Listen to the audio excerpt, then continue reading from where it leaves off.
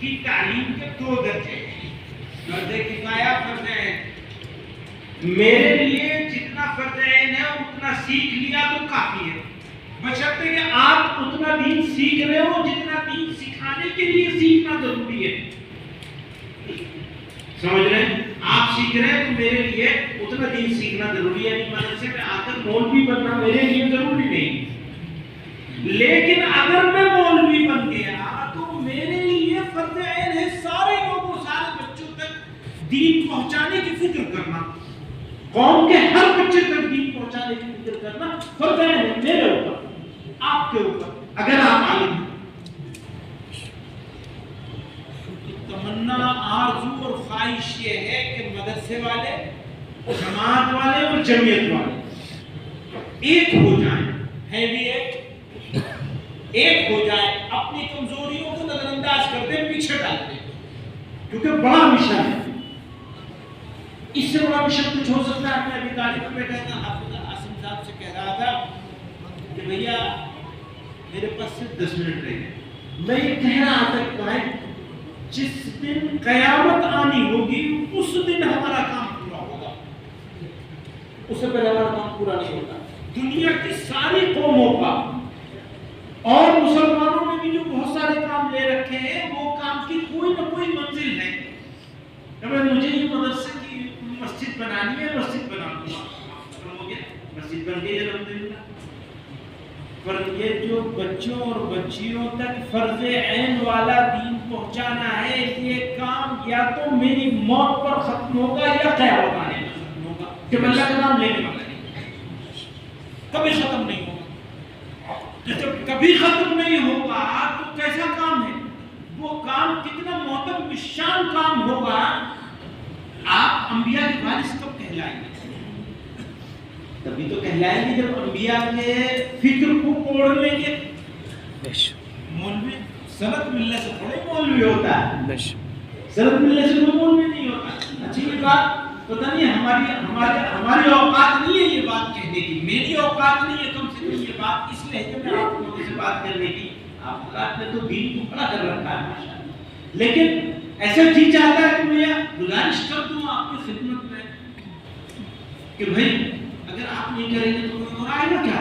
ہاں، اللہ میاں کو ہماری ضرورت نہیں ہے، ہمیں اللہ میاں کی ضرورت ہے۔ نہ انہیں ہماری ضرورت ہے، نہ ہمارے سجدوں کی ضرورت ہے، نہ ہمارے مدرسوں کی ضرورت ہے، نہ ہماری مسجدوں کی ضرورت ہے۔ اللہ میاں کو کسی چیز کی ضرورت ہے؟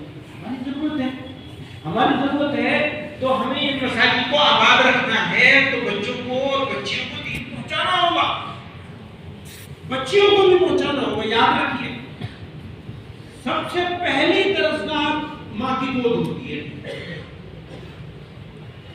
پہلی درسگاہ ماں کی گود ہوتی ہے۔ اور یہ بھی یاد رکھیے گا، ماں کے پیٹ میں جب ہم پل رہے ہوتے ہیں تب سے ہماری تعلیم اور تربیت شروع ہوتی ہے، تبھی حلال کھائے گی، قرآن پڑھے گی، درود شریف پڑھے گی، نمازیں پڑھے گی، دین ہوگا، تقویٰ ہوگا، تو ہمارے رگوں میں جو خون جائے گا جب ہم ماں کے پیٹ میں، وہاں سے ہمارا کام شروع ہو جائے گا۔ تو ضرورت کس کی ہے؟ بچیوں اور بچوں، پہلے بچیوں بعد میں بچوں۔ اگر کسی گھر کی ماں دیندار ہے تو نسل دیندار، ماں کا دین ہے تو باپ کتنا بڑا بھلی ہو، نسل کو سنبھالنا مشکل ہے۔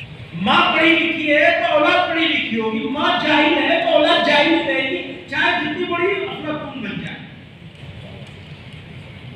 تعلیم تو ہو جائے گی، تربیت نہیں ہوگی۔ جو تعلیم تربیت کے بغیر ہو، آپ کو معلوم ہے اس کا انجام کیا ہوگا، چاہے دینی تعلیم ہو جائے دنیا کی تعلیم۔ تربیت نہیں کری آپ نے تو کیا کیا، پھر کیا رہ گیا؟ تعلیم، علم کا نور کہاں ہے؟ عمل میں۔ علم کا نور کہاں ہے؟ عمل میں۔ آپ یہ سمجھیے کہ جب آپ کے دل میں طلب پیدا ہو جائے، حضرت رحمۃ اللہ علیہ سے کسی نے پوچھا تھا کہ علم کا نور کیا ہے؟ حضرت نے فرمایا بھائی عمل کرنے کی طلب پیدا ہو جائے تو سمجھو علم کا نور حاصل ہو گیا۔ تو میں عرض کر رہا تھا کہ یہ جو کوشش ہو رہی ہے آج ہم لوگ اس مدرسے میں بیٹھے ہیں امین الاسلام اور برکت والی جگہ ہے، تو یہاں سے اگر ہم لوگ سب یہ ارادہ عزم کرتے ہوئے کہ مکتب کو حفظ جان بنا دیں گے، یہ اردو کا جملہ ہے حفظ جان، یعنی جان کی بیماری بنا دیں گے، روگ لگا لیں گے، ضرورت اسی بات کی روگ لگا لیں گے۔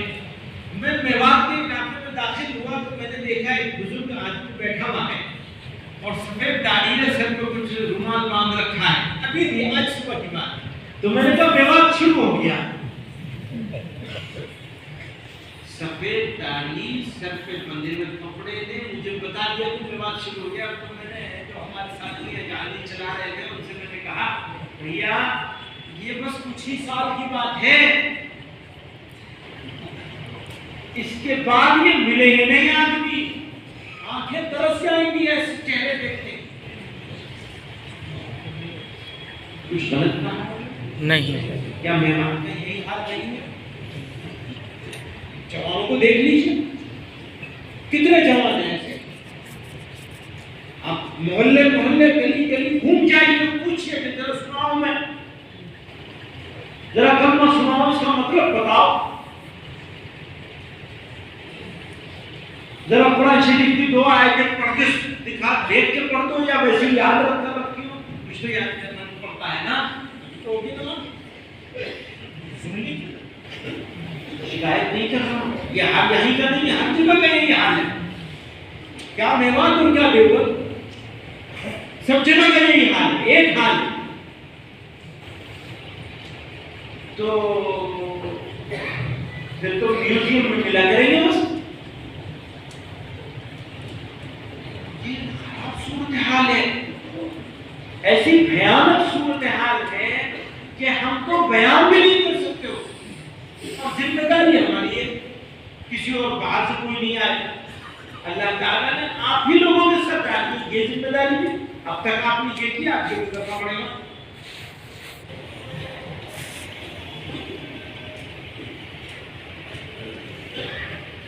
علماء ربانیین، دو باتیں کر کے ختم کرنا چاہتا ہوں۔ مجھ سے ایک صاحب نے یہ کہا، ہم لوگ تو کچھ ویسے تو صوفی نہیں کہہ سکتے، لیکن کچھ